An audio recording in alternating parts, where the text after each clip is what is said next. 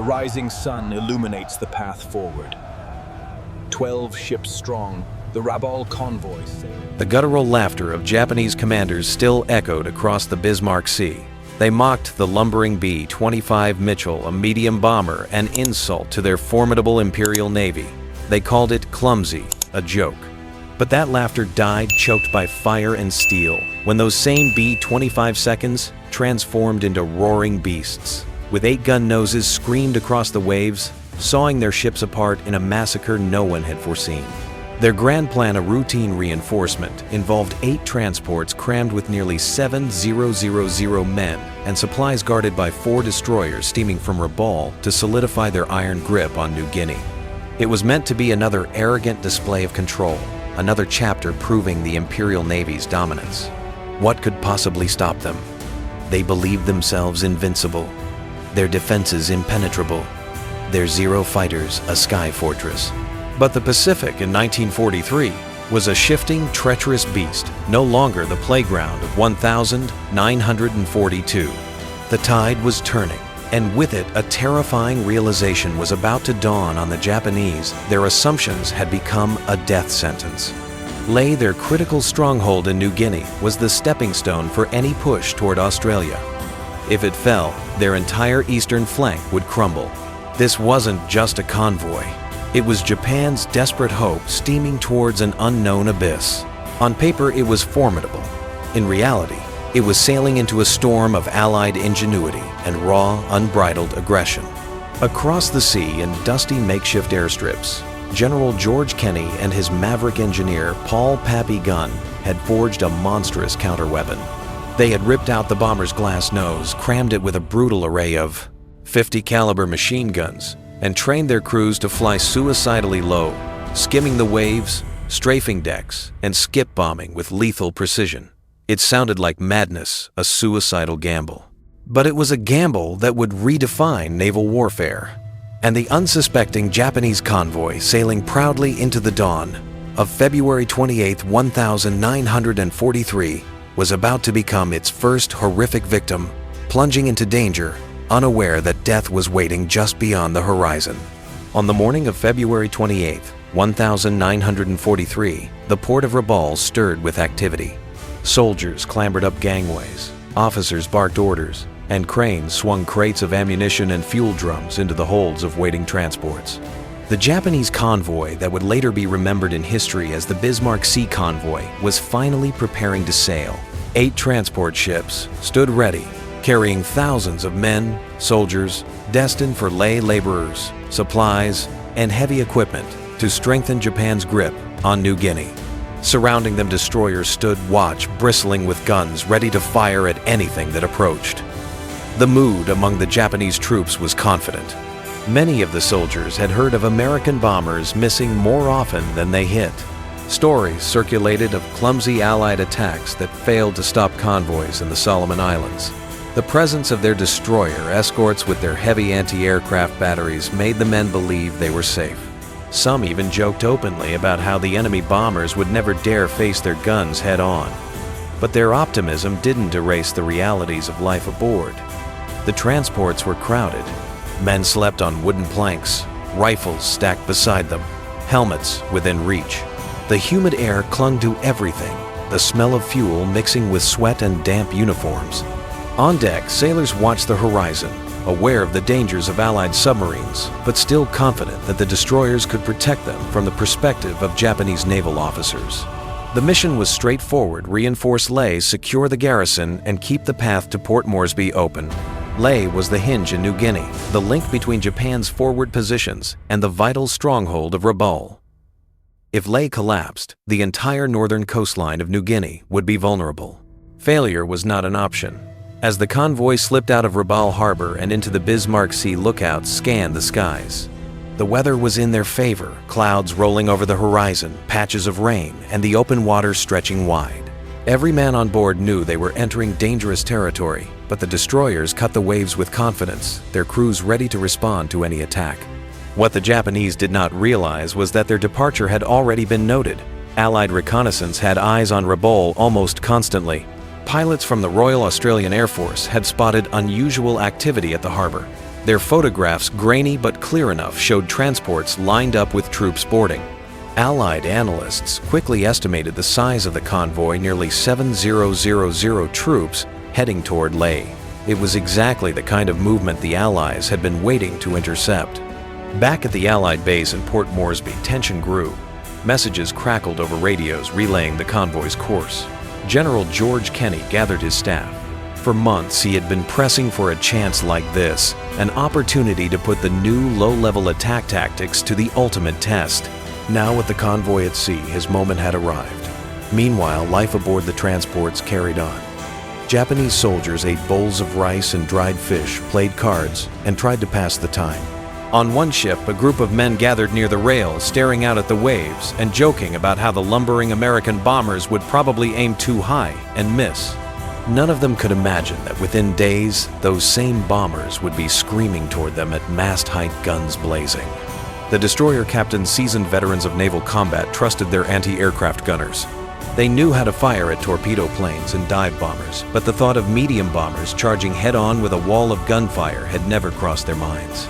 That possibility simply didn't exist in their calculations. For now, the sea was calm. The convoy stretched out across the waterships, steaming in formation, the Japanese flag fluttering proudly. The troops slept uneasily, the sound of engines vibrating through the decks. Above them, the sky was empty, only the occasional seabird cutting across the clouds. But in the mountains and jungles of New Guinea, Allied air crews were already preparing. Mechanics tightened bolts on gun mounts, armorers loaded belts of .50 caliber rounds, and pilots sat through briefings that promised something brutal and decisive. The Japanese convoy was moving toward Leh, and the Allies were determined to make sure it never arrived. But before the B-25 seconds and Beaufighters could unleash their fury, the Americans had to gamble on tactics that had never been tested against a convoy of this size. When news of the Japanese convoy reached Allied headquarters, General George Kenney leaned over the operations table in Port Moresby and knew exactly what had to be done. The photographs from reconnaissance confirmed it: 8 transports, 4 destroyers, and nearly 7,000 troops. If that force reached Leh, it would tighten Japan's grip on New Guinea and prolong the brutal struggle for months. To stop it, Kenney had only one real weapon: air power. But not just any kind of air power, something entirely different. Kenney's 5th Air Force had been experimenting sometimes against orders, with methods that broke every conventional rule. Traditionally, bombers attacked ships from high altitude. It looked impressive, rows of planes and formation bombs falling like rain, but the reality was dismal. Moving ships were hard to hit from that height, and too often the bombs splashed harmlessly into the sea. Even when a hit was scored, ships could keep moving. Kenney wanted something faster, deadlier, and certain. That's where Pappy Gunn came in. Gunn wasn't your typical officer. He had been a Navy man, a pilot with a knack for improvisation. By 1943, he was running wild with ideas in New Guinea, modifying planes with the same enthusiasm a hot rod mechanic might show in a garage. He looked at the B-25. Mitchell considered a medium bomber, not glamorous, like the big B-17, and saw potential. Why drop bombs from 1,000 feet? Gunn asked when you can hit a ship right in the teeth. His idea was simple, but radical. Load the nose with guns, not 2 or 4, but 8 heavy, .50 caliber machine guns firing forward in one devastating stream. Then train pilots to fly in low, almost scraping the waves, charging straight at enemy ships. First, strafe the decks, shredding gun crews, blinding the enemy, and then release bombs just above the waterline so they skipped like stones before slamming into hulls. The skip bombing technique was daring. It required nerves of steel and absolute precision. Pilots had to descend to just a few hundred feet, release their bombs at the right moment, and pull up before smashing into the ship themselves. Too early, and the bomb skipped harmlessly over. Too late, and the plane risked blowing itself up. Many doubted it could work. Some called it suicide. But Gunn believed in it, and Kenney backed him. Together, they had trained crews of the 38th Bomb Group to try it. By the time the Japanese convoy was spotted, these pilots were ready to put the new tactic to the ultimate test. At the dusty airstrips of New Guinea, the preparations were intense. Mechanics stripped bombers of unnecessary weight, reinforced gun mounts, and checked every last belt of ammunition. Armorers wheeled crates of .50 caliber rounds to the planes, their hands blackened with grease and sweat. Pilots walked around their aircraft slapping fuselages, running gloved hands along the barrels jutting from the nose. "You really think this is going to work?" One young pilot asked, his voice nervous but edged with excitement. "It better," his squadron leader replied, "because the Japanese aren't going to wait for us to get it right." The Australians of number 30 Squadron RAAF were also part of the plan. They would go in first with their Bristol bow fighters, flying even lower than the B-25 seconds, using their 420mm cannons to rake ship decks and silence anti-aircraft batteries. Once the ships were distracted and bleeding, the Americans would come storming in with their new gunship bombers. In the command tent, Kenny laid it out for his men. "This convoy is the biggest chance we've had in months. If it gets through, Leh is reinforced. If we stop it, Japan bleeds. We don't get a second shot. Make it count." There was silence for a moment. Every man in the room understood what was at stake. Then, someone muttered quietly, "We'll make it count, sir." The gamble wasn't just in the planes or the tactics.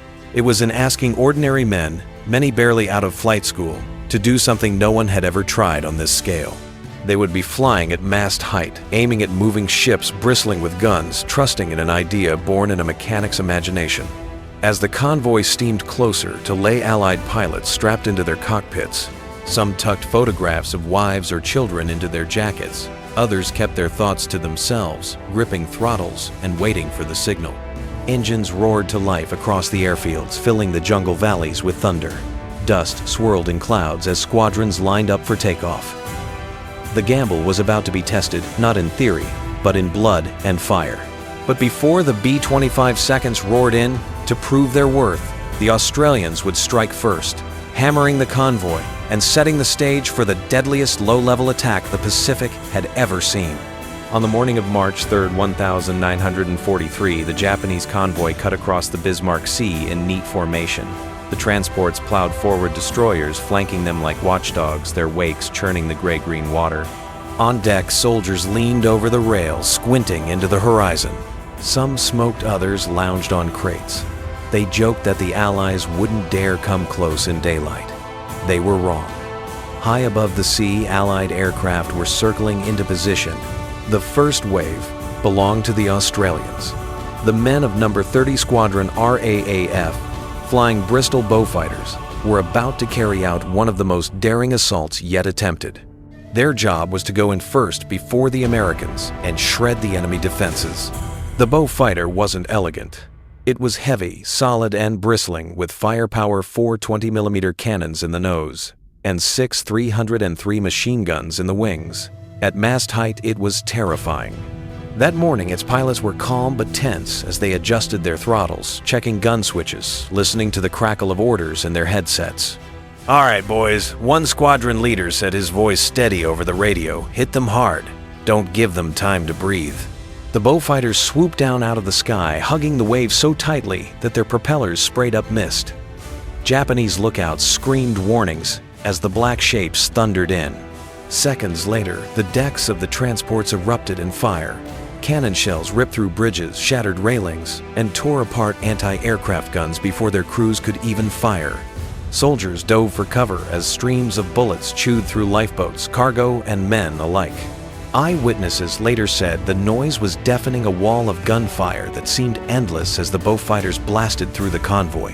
One Japanese sailor thrown to the deck by the shockwave recalled the horror of seeing his comrades torn apart before they could even reach their weapons. Another described the black storm that descended without warning, ripping through the air with a fury no one had imagined. In those few minutes, the convoy's careful formation turned chaotic. Destroyers swung their guns upward, spitting flak into the sky, but the Beaufighters were already gone, skimming low across the water and banking for another pass. The surprise had worked. Anti-aircraft gunners were silenced, bridges were wrecked, and the convoy was left bleeding, vulnerable, and exposed. But the attack had only just begun. Behind the Australians came the Americans. The modified B-25 Mitchells of the 38th Bomb Group had been waiting for this moment. flying in tight formation, their noses bristling with 8 heavy machine guns. Each they swept in at wave-top height. Pilots gripped their controls, eyes locked on the transports ahead. "Keep it steady," one commander told his men. "Don't look at the flak, look at the target." The Japanese gunners scrambled to recover, firing wildly into the sky as the Mitchells bore down on them, but the sheer speed and ferocity of the attack was overwhelming. The first B-25 seconds opened up streams of tracer fire, blazing across the water, hammering into ships' sides, ripping through gun crews, and smashing open-deck cargo. Survivors would later remember it as though the air itself had turned into knives. On one transport, sailors tried desperately to man a 25mm gun, only to be cut down before they could fire. Another crew watched helplessly as a bomb skipped across the waves, slammed into their ship, and exploded in a fireball that lifted men off the deck and threw them into the sea. The Australians had softened the convoy. The Americans were now tearing it apart. Pilots later described the chaos of those runs, flying so low that waves splashed against their windows so close to enemy ships that they could see faces frozen in shock. Bullets cracked past their cockpits, flak bursts lit the sky, but they pressed on, unleashing the full fury of their gunship, noses. And yet, despite the carnage, the convoy pressed forward. Ships burned but kept moving. Japanese officers shouted orders, trying to regroup, trying to believe their escorts could still hold off the assault, but deep down they knew the nightmare was only beginning. But the true test of the Americans' gamble hadn't even come yet, because the B-25 seconds still had to unleash their deadliest weapon, the skip-bombing run that would change naval warfare forever. The Beaufighters had left smoke and confusion trailing in their wake. Bridges were shattered, gunners dead or stunned, and transports were burning, but that was just the opening act. Now came the Americans, flying the planes that everyone, especially the Japanese, had underestimated. The B-25 Mitchell was supposed to be a medium bomber, not a ship killer, not a terror at sea, just a reliable workhorse for mid-level bombing runs. Yet here, it was transformed into something monstrous. 8 heavy machine guns protruded from the nose, 4 more on the sides, with every trigger pull spitting a storm of lead. To the crews inside, the world narrowed to a single task charge straight at ships bristling with guns. Unleash every round they carried and drop bombs so low they would skim across the water like stones. At 500 feet, the formations broke. Each bomber chose its target. The men locked eyes on destroyers, troop transports, and cargo ships lined up below. The Japanese gunners had recovered enough to fire, and streams of tracers shot upwards, slicing the air. Pilots ducked instinctively, though there was nowhere to hide. "Stay low! Stay on target!" shouted Captain Ed Lerner over the radio as his formation bore down on the convoy. The first Mitchells opened fire. The 8 gun nozzles lit up every barrel, spewing flame and smoke. A river of tracers poured into the transports. Wooden decks, shattered lifeboats, disintegrated. Gun crews were cut down where they stood, some collapsing over their weapons as the guns continued firing blindly into the sea. One Japanese sailor later described it as if the sky itself turned into fire coming directly at us. He remembered the terrifying sight of a B-25 charging head-on, its guns blazing, the sound like a giant saw cutting through metal. At the same moment, the first bombs were released. Dropped just above the surface, they skipped once, twice across the waves before smashing into hulls. One transport shuddered under the impact, the explosion ripping a gaping hole in its side.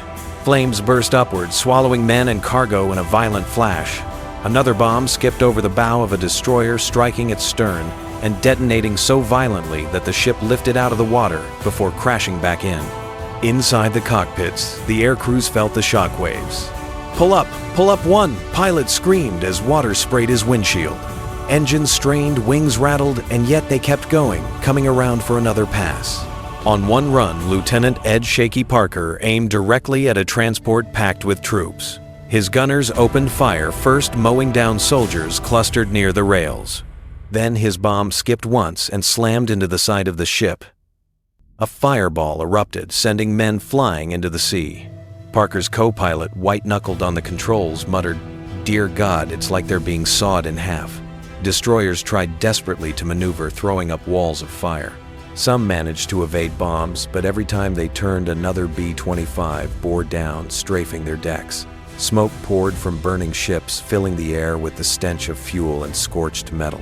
From above, the Japanese convoy no longer looked disciplined. It looked broken.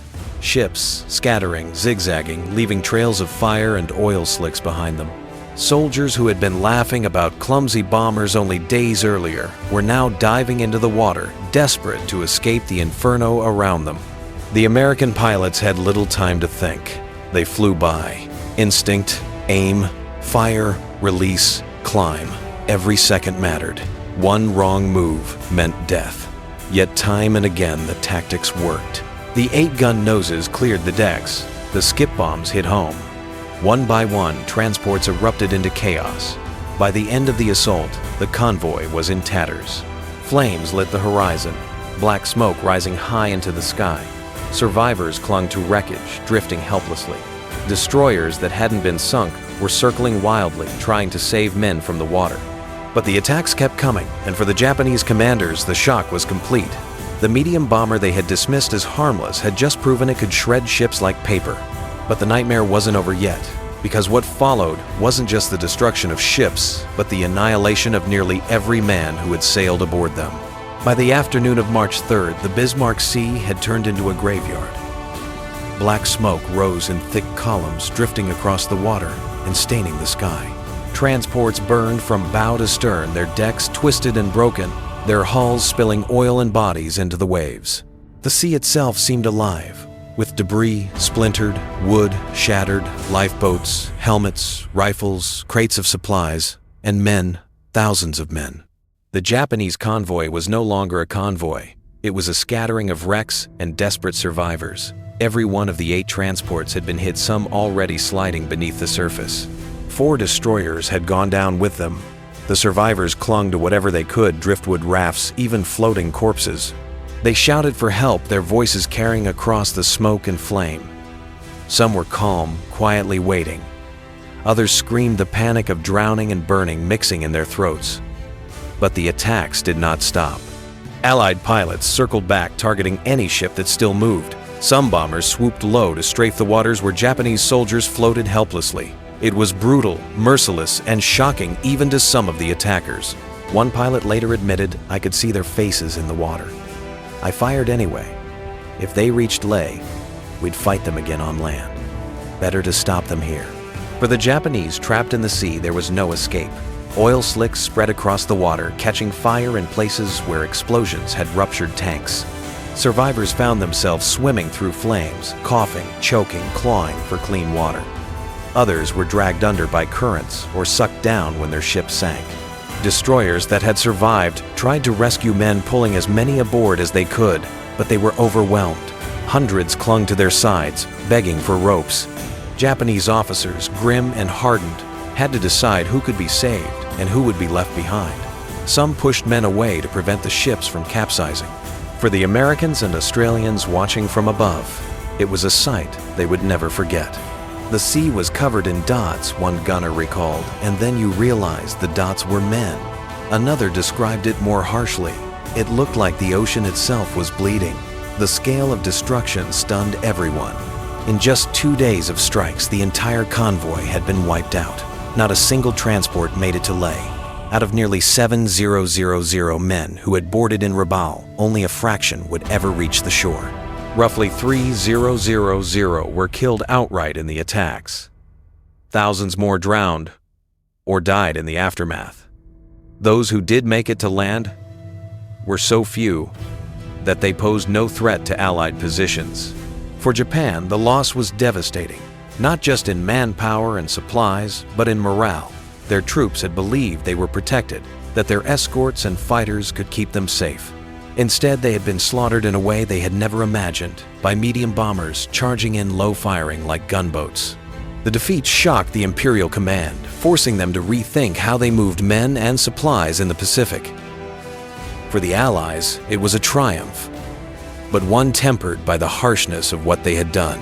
Some pilots celebrated cheering as ships exploded. Others sat quietly in their cockpits, staring at the devastation. They had won a major victory, but the cost in human lives thousands, drowning, screaming, begging in the water, was something that would haunt them. Reports later described how Japanese survivors floated for days, some washing up on shores, others vanishing into the endless Pacific. For the men who had once laughed at the thought of American bombers, it was a nightmare with no end. And yet the lesson was clear. Innovation had turned the tide. The skip bombing tactic, once dismissed as reckless, had proven devastating. The B-25 Mitchell, once mocked, had become one of the most feared weapons in the Pacific. Pappy Gunn's field modifications became standard, and skip bombing was adopted across the Pacific. What had begun as a desperate experiment became doctrine. Even the skeptics, who had once called it madness, had to admit it worked. In broader terms, the Battle of the Bismarck Sea carried a lesson that went beyond tactics. It was about underestimation. Japanese commanders believed their convoy was safe. They underestimated American innovation, the willingness to take risks, and the determination of air crews who were fighting not just with machines, but with sheer desperate ingenuity. For the Allies, it was also a reminder of the brutality of war. Victory came at the price of thousands of lives lost in the water. The men in the cockpits saw it, the survivors endured it, and history recorded that war was not clean, it was merciless. The sea in March 1943 testified to that. And so the Battle of the Bismarck Sea stands today as more than just a clash of ships and planes. It is a story of how innovation can change the course of history, how overconfidence can destroy armies, and how the human cost of war leaves scars that last long after the shooting stops. If there is a lesson to carry forward, it is this: never underestimate the power of adaptation. The smallest change, a bomber refitted with machine guns, a pilot trained to fly lower than anyone thought possible, can alter the fate of nations. And never forget that behind every tactic and every headline were men, frightened, determined, hopeful, or doomed, caught in the machinery of a war larger than themselves. The Japanese convoy left Rabaul confident and proud. It never reached Leh. Instead, it was erased from the sea, a warning etched forever into history.